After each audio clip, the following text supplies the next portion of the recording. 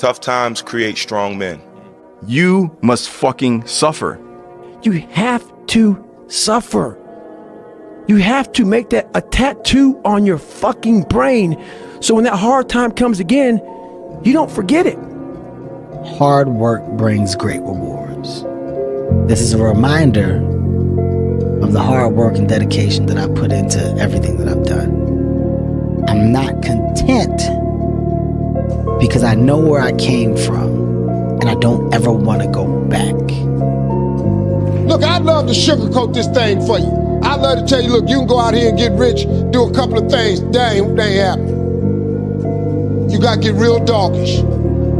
You gotta get downright funky if you wanna make it. Now, like I was telling you before, if you wanna be ordinary, you ain't even gotta listen to me. Just go on about your business. No matter how much emotion and feeling you may have or how much hurt you may have, life has to go on. Life doesn't stop for anybody. So if you don't process that and understand that, you're stuck in whatever time period you got hurt forever. Forever. Yes, sir. Yes, sir. Yes. So grudges and anger and negativity, I don't have time for it because I'm living to do so much positive things. Right. I got so much, Don't bathe such a in that. positive outlook on everything else that's coming in the future. I can't stand in the past and bathe in what was wrong. Life isn't fair at all. At all. So what are you gonna do about it? I knew that no one was coming back to help me. No one's gonna miracle me to be somebody special. All my situations were on me now, and solely on me. So I had to start developing an indestructible mental toolbox. So I sat there on that couch and I realized, man, I am a piece of shit. And even though the world helped me get here, my false reality helped me even more. You cannot change your life unless you change something. If you always do what you always did, you'll always get what you always got. No matter what it is. Many times you say to yourself, I gotta lose weight, I'm too fat. And then you know what? During the day you eat at night, and then next day you get mad at yourself. Well, what do you want? What do you want? You gotta change something. You know, I've spent a lot of time in my life sitting around wanting things to change. And not being able to make them change and not thinking I could.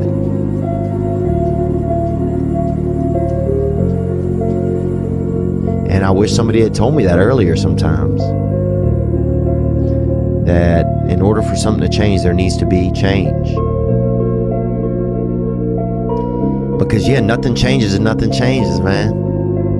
Looking in that mirror every day, you can't lie to yourself, man. That dirty bathroom mirror that with all that daggone toothpaste scum and whatever on it, it's telling you the truth. It's saying, hey man, you are a jacked up cat. And a lot of us have this voice in our head. We all know that voice in our head that tells us the truth every single day that we try to run away from, that says we're scared of this, let's go this way. It started gnawing at me so horribly bad that it wouldn't allow me to live anymore without facing me. I had to go back in the dungeon. So when I tell my story, I tell it on a very surface level. I had to go down in the dungeon, the sewer where my mind used to be at, and talk to that guy. Because I wanted to live my life in a way that when I died, I was proud of myself. I knew what pride felt like. And if it took pushing myself to death, I was willing to do that. But I wanted to look in that mirror, not impress anybody, not money, not fame, not nothing. I wanted to impress the guy in the daggone mirror. And I worked endlessly and tirelessly to do that.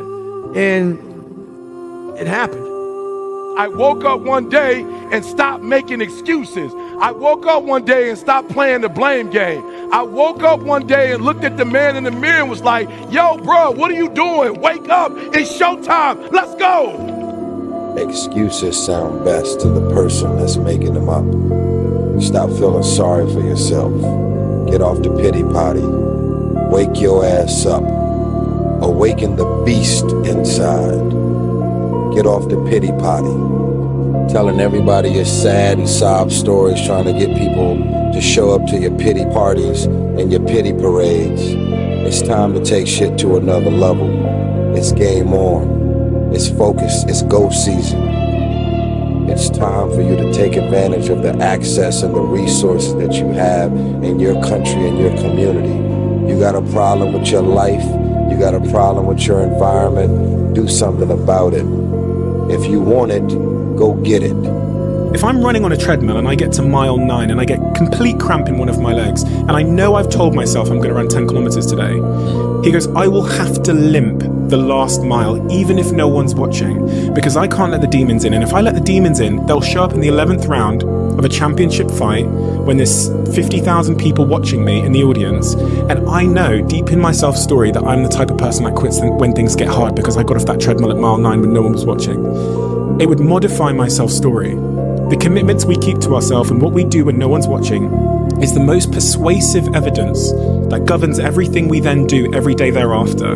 And this is, for me, was a huge revelation in my life because, you know, you can look at certain people in your lives that are struggling in certain situations, and oftentimes it's a result of continually unkept commitments to themselves. You can't stop. You can't quit. Trust in God. Trust in yourself. And step forward. Put one foot in front of another. Every person has the ability to put one foot in front of the other. One step at a time. Right? So like if you're saying, okay, I'm going to climb Mount Everest, and you're at the bottom of the mountain and you look up and you're going, oh, I'm not going to climb Mount Everest. Right? But if you break it down into sections and just one foot in front of the other, one step at a time, next thing you know, you're at the top of the mountain. How do you do what you do? At the end of the day, I ask myself one question. Can I take one more step? And usually the answer is yes. So if you can answer that question and not take another step, that is real failure. That is real quitting. So a lot of people can take one more step and they choose not to. I don't know if you can take 2 steps. You gotta answer that question after you take the first step. And sometimes something can be so tough, like can be so hard, right, that you're not gonna understand it. You just gotta survive it, dog. Right? And by surviving it, the lessons come. The blessings come. The perspective comes. Most importantly and hopefully, the peace comes. One of the hardest things to hear after you don't get your way is keep working.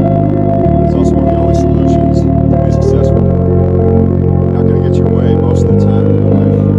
Just keep working. Hard work pays off. No one tells you when. You'll never know the true feeling of accomplishment if you never fix the setback. You'll never know the true meaning of confidence if you never had to bounce back from it. Just keep working. If you're not getting what you want, keep working. If you are getting what you want, keep working. One thing's for sure. Overthinking's overrated. Have a great day. Since I first got here, I never stopped working. Today was when all the work paid off, and God put me in a position, and I just try to take advantage of my opportunity.